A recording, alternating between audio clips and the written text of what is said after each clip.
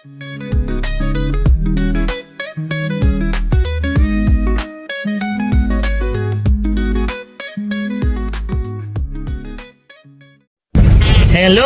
mga ka-ahente, ka-property investment guide, yan, gawin.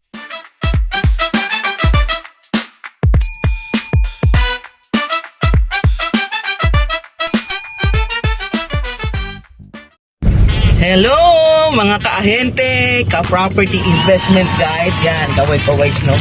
This is Mick, and inyong ka-investment property guide, and syempre itong aking kasama si Kuya. So, effective today, no, January 8, 2026, sanib pwersa na ang mag-utol ng Manila.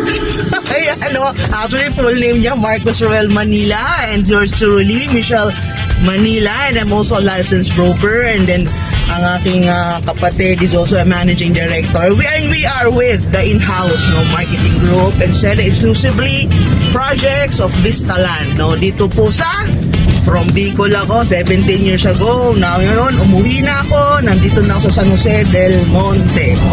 So, this is our YouTube channel, by the way. And then, please be posted because we will be setting up updates.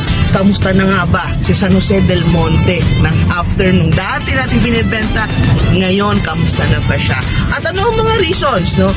Bakit tayo kailangan mag-invest ng properties dito sa San Jose del Monte, Bulacan? So, parang ako yan, no? Ini-explore ko din. Kamusta na nga ba si SJDN? So, be posted ito sa aming YouTube channel. And syempre, ang aming car, kasama namin si Dos.